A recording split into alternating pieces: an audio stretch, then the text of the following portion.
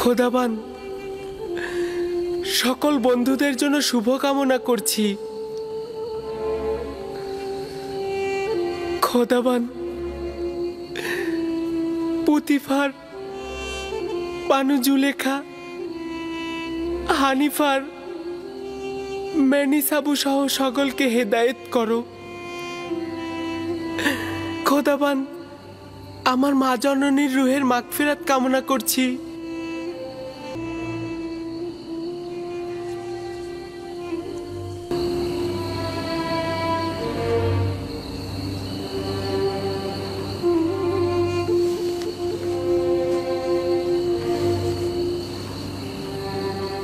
খোদাবান, আমার আব্বাজান ইয়াকুবের জন্য সবর ধরার তাগাদ করছি।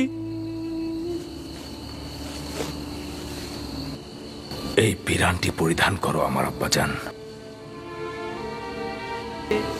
তুমি এটা পরিধান করো, দেখবে সঠিক মাপই রয়েছে। এটা পরার যার যোগ্যতা রয়েছে সে যদি এটা পরে তাহলে পিরানটি তার মাপেরই হয়ে যাবে। জানি বিচ্ছেদের দরদ খুবই কষ্টের, তাকে আমাকে ভুলতে সহযোগিতা করো।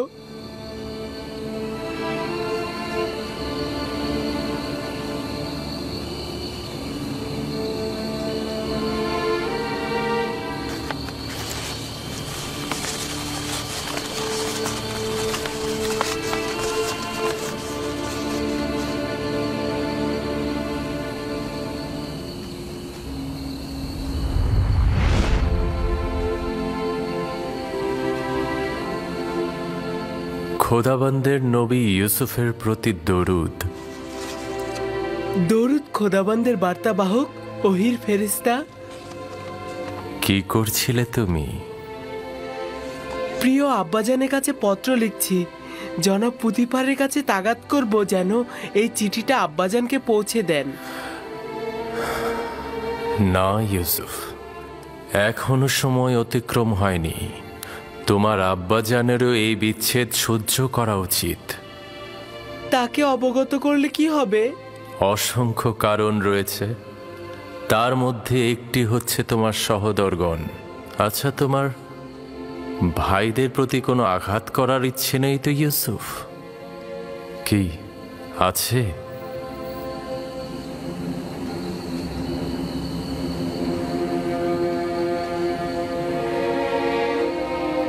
না না না, যদি আব্বাজান জানতে পারে তাহলে তাদের অভিশাপ দেবে। আব্বাজানের অভিশাপে ভাইজানেরা ধ্বংস হয়ে যাবে। না না না, আমি আমার ভাইদের কষ্ট সহ্য করতে পারবো না।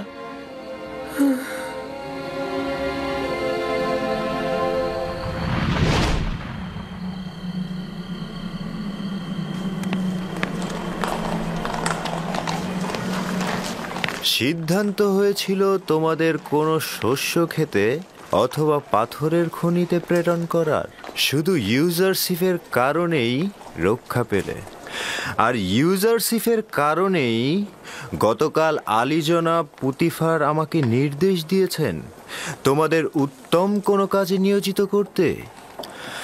তো এখন তোমরা বলো তো, তোমরা কোন কাজ করতে ইচ্ছুক? আমরা আর কি বলবো, আপনি যা সিদ্ধান্ত নেবেন তাই হবে। তুমি যেহেতু অভিজ্ঞ খানসামা, সেহেতু তুমি জনাব পুতিফার ও বানু জুলেখার খাবার তৈরিতে সহায়তা করবে। আর তুমি স্বাক্ষর জ্ঞান সম্পন্ন, সেহেতু তুমি খাবারের তালিকা নিয়ে আজ থেকে ইউজারশিপের দায়িত্ব পালন করবে। রাজি আছো তো?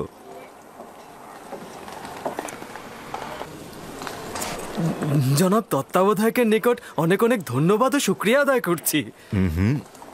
আমাকে নয়, ইউজারশিপকে শুকরিয়া বলো।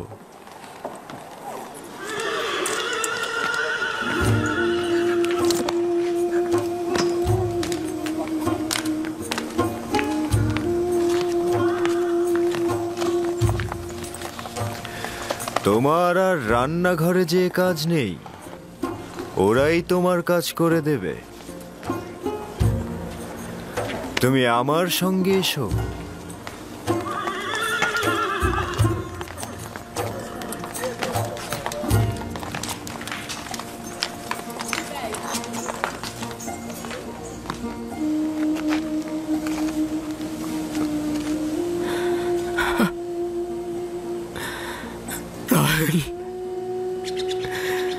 আমি ক্লান্ত, অসহায়, বিধ্বস্ত। আমি, আমার সন্তানেরা আমার দুশ্মনে পরিণত হয়েছে। তারা আমানতের খেয়ানত করেছে, আমিও তো আমানতের খেয়ানত করেছি রাহেল। আমি পারলাম না রাহেল, আমি পারিনি ইউসুফকে ভালোবাসা দিয়ে আটকে রাখতে। আমি পারিনি রাহেল, আমি পারলাম না তোমার। যখন থেকে নিশ্চিত হয়েছি যে ইউসুফকে নেকড়ে খায়নি, তখন থেকে ইউসুফের প্রতীক্ষায় বসে আছি আমি।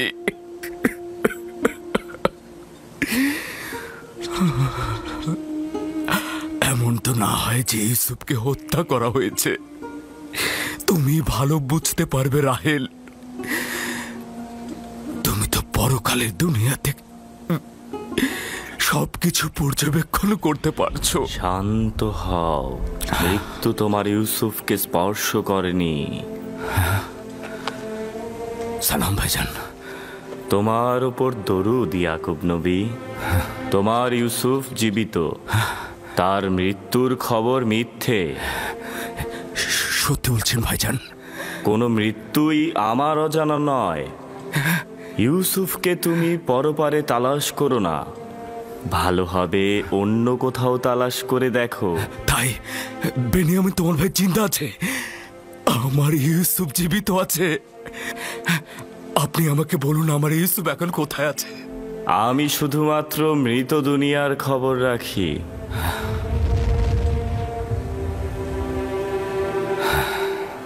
উনি কে আব্বাজান?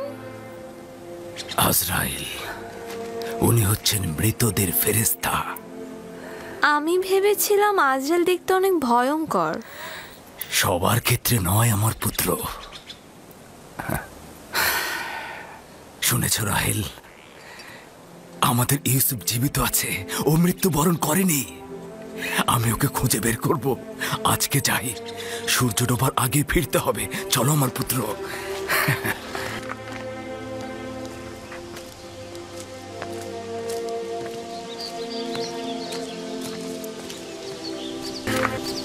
আব্বাজান কোথায় গেছে জানো?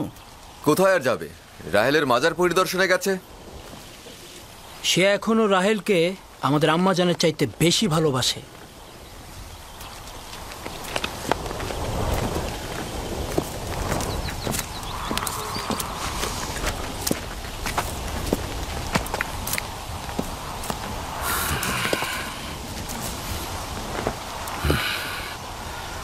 এখন কি তোমরা বলবে না আমার ইউসুফের সাথে কি হয়েছে? সেটা তো আগেই বলেছে আব্বাজান, বারবার কি একই কথা বলবো? তোমরা কি চাও না অভিশাপ থেকে মুক্তি পেতে? আমার ইউসুফকে নেকড়ে খায়নি, মৃত্যুও তাকে চুরি করেনি। তোমরা যদি হাকিকত না বলে তওবা না পড়ো, আমি তোমাদেরকে ক্ষমা করব না।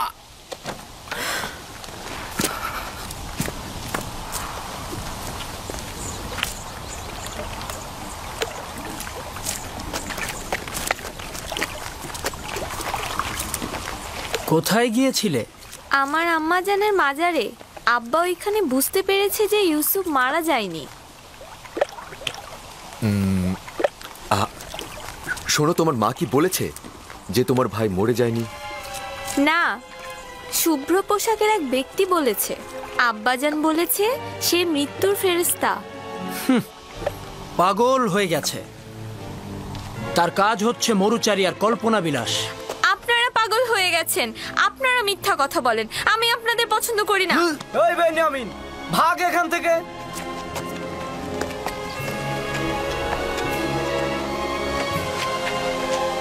ইউসুফের পরে বেনিয়ামিন হয়েছে আব্বাজানের সঙ্গী।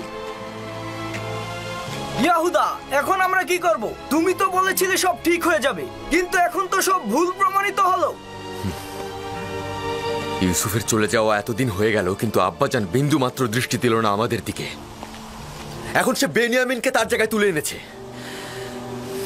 আমরা তো ধারণা করেছিলাম আব্বাজান আমাদের দিকে নজর দেবে। এগুলো কথা ইউসুফকে আব্বাজানের কাছ থেকে নেওয়ার আগেই ভাবা উচিত ছিল। ভুল করেছো। এখন তুমি কি করতে চাও বলো? এখন তো দেরি হয়ে গেছে। ইউসুফকে তো চাইলেই ফিরিয়ে আনতে পারবো না। এখন আর কিছু বলে লাভ হবে না, বরং আব্বাজান ও ক্যানানের অধিবাসী সবাই মিলে আমাদের দোষী করবে। আমাদের নসিবে কি আছে কে জানে। যদি একবার প্রমাণিত হয় তাহলে আমরা কোথায় যাব?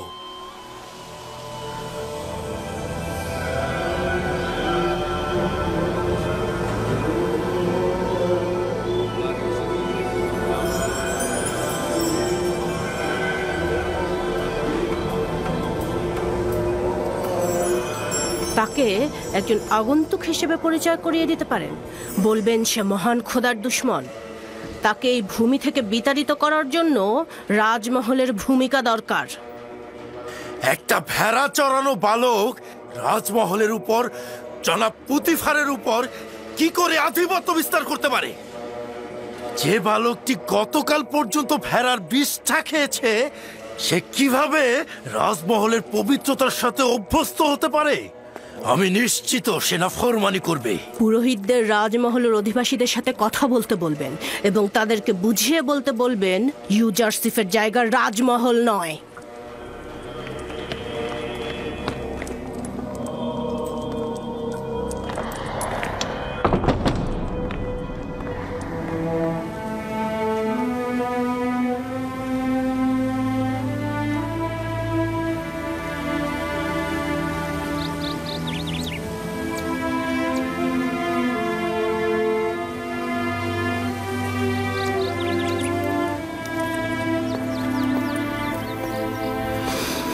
প্রিয় বানু, গতকাল রাতে আমি ইউজারসিফকে অন্য এক খোদার সাথে কথা বলতে দেখলাম। কোনো মূর্তি ছিল না, আসমানের দিকে তাকিয়ে কথা বলছিল। খুবই ভালো, তাহলে আজকে প্রমাণ দাও, আমি প্রমাণ দেখতে চাই। অবশ্যই আমার বানু। আজব ব্যাপার হচ্ছে, সে পাগলের মতো নিজের সাথেই কথা বলে। এটাকে আপনি কি বলবেন? এখানকার সবাই তাকে তীক্ষ্ণ বুদ্ধিসম্পন্ন বলে মনে করে, আর তুমি বলছো পাগল। এই, তুমি এখানে কি করছো? আমি আগাছাগুলো পরিষ্কার করছি। এগুলো ফুল গাছগুলোকে শুকিয়ে ফেলে, আর এগুলো যদি পরিষ্কার না করি তবে বাগান হয়েছে। এবার কাজে মন দাও।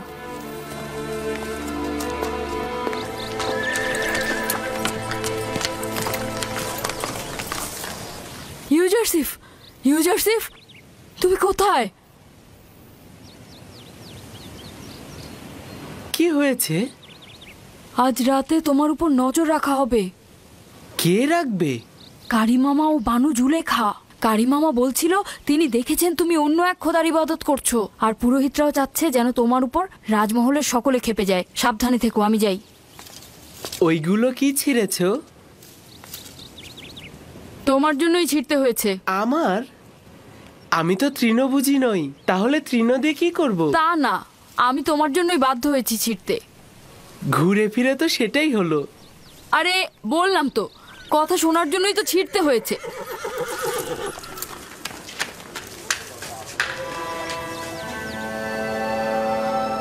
শুকরিয়া জ্ঞাপন করছি তোমার আনুকূল্যের জন্য। ষড়যন্ত্র সম্পর্কে আমাকে আগেই জানিয়েছো। আমি দুর্বল ও অক্ষম একটি বালক। যদি তোমার সাহায্য না পেতাম তাহলে ধ্বংস হয়ে যেতাম।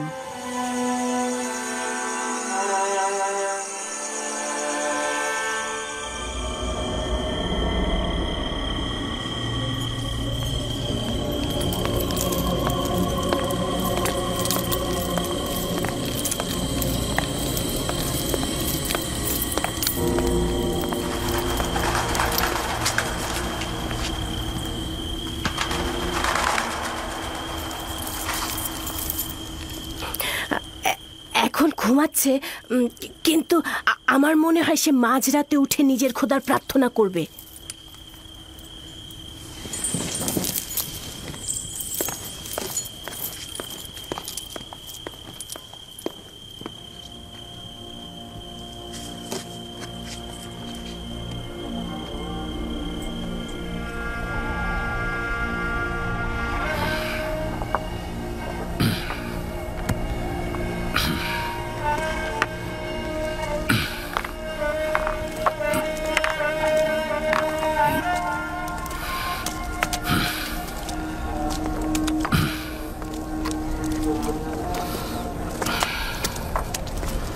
সালাম খোদার নবী।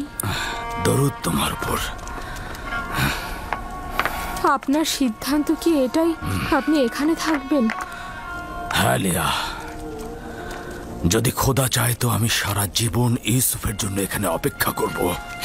এভাবে আর কতদিন, আর কত অপেক্ষা করবেন? অপেক্ষা অব্যাহত থাকবে যতদিন না পর্যন্ত ইউসুফকে ফিরে পাই আমি। ওই দিন পর্যন্ত আমি এইখানে অপেক্ষা করব। ইউসুফকে নিয়ে অতীতের স্মৃতি রোমন্থন করব আর ভবিষ্যতের স্বপ্ন বুনে যাব। খাবারের সময় হয়ে গেছে, এবার তো খেয়ে নিন। হ্যাঁ, আসছি। বেনিয়ামিন, এসো পুত্র আমার।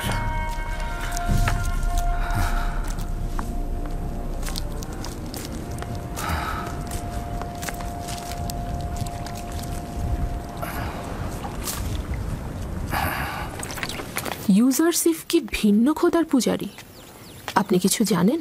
না, আমি এ ব্যাপারে খুব একটা জানি না। অনেকেই মনে করে সে আসমানের খোদাকে পূজা করে, মিশরের খোদাকে দুশমন মনে করে। একজন বালক এসব ব্যাপারে কি এমন জানতে পারে? তাকে যেভাবে শেখানো হবে সে ঠিক সেইভাবেই চিন্তা করবে। আর এখন তো আমি আর তুমি আছি, আমরাই ঠিক করব যে সে কার ইবাদত করবে আর কার ইবাদত করবে না।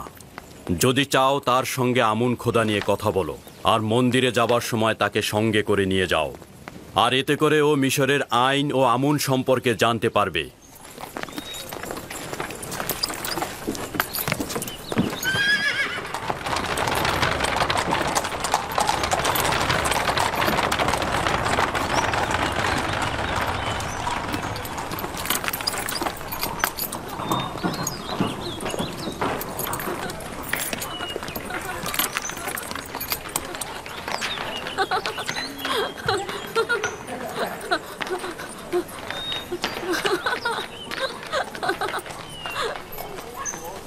ইউজারসিফকে সজ্জিত করে আমার নিকট নিয়ে এসো। ভ্রাম্যমান সিংহাসন প্রস্তুত করতে বলো, আমি এখনই বের হব। তাহলে ভ্রাম্যমান সিংহাসন প্রস্তুত করো।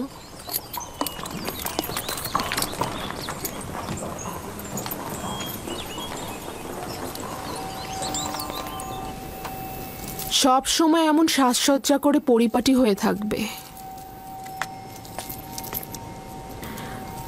আজকে তোমাকে অনেক বেশি সুদর্শন লাগছে। মনে হচ্ছে তুমি তোমার বয়সের তুলনায় অধিক বড় হয়ে গেছো। আপনি কি মনে করেন জনাব হানিফার? বিশ্বাস করতে কষ্ট হয় যে ওর বয়স 11 বছর। আজকে তোমাকে আমি ত্যাবর ও আমুনের মন্দিরের সঙ্গে পরিচয় করিয়ে দেব। কি যাবে তো? অবশ্যই যাব। আমি তো আমুন মন্দিরের আইন কানুন জানতে খুবই আগ্রহী। তাহলে এসো আমার সঙ্গে।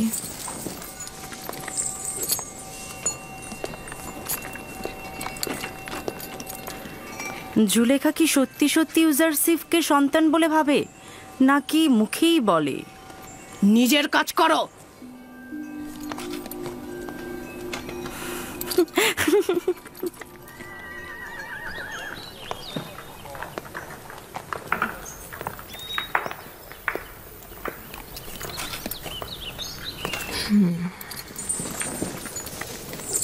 ইউজারসিফ, উঠে এসো।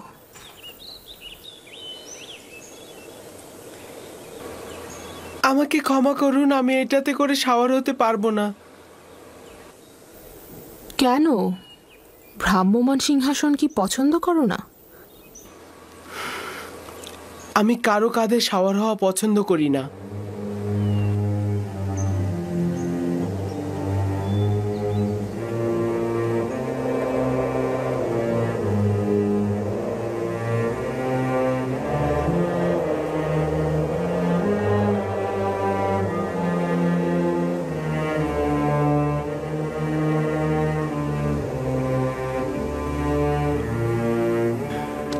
বানু জুলেখার হুকুম মান্য করাই তোমার কাজ।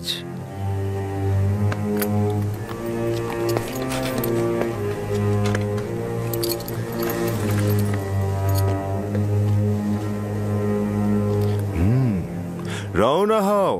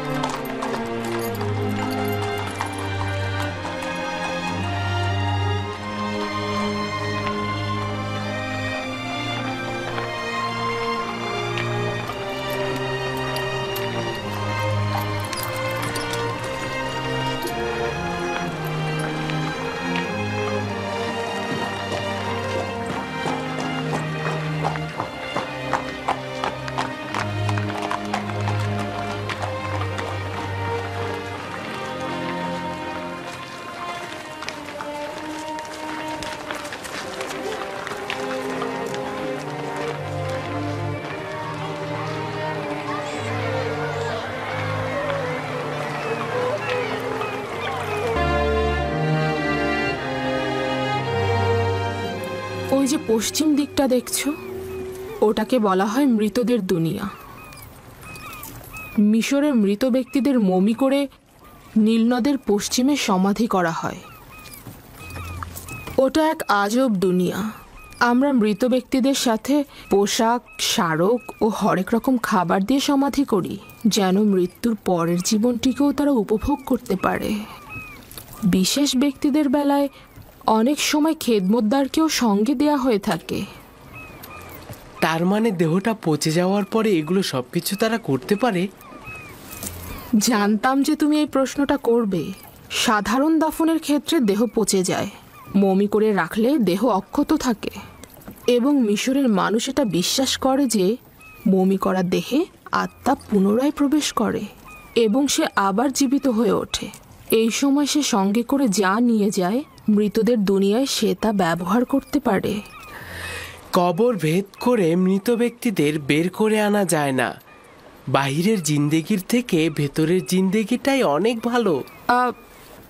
আমি তা জানি না, আমার তা জানা নেই।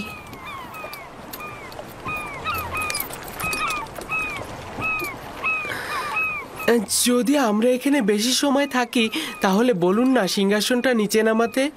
তারা তো ক্লান্ত হয়ে গেছে, তাই না? না, এখনই রওনা হব।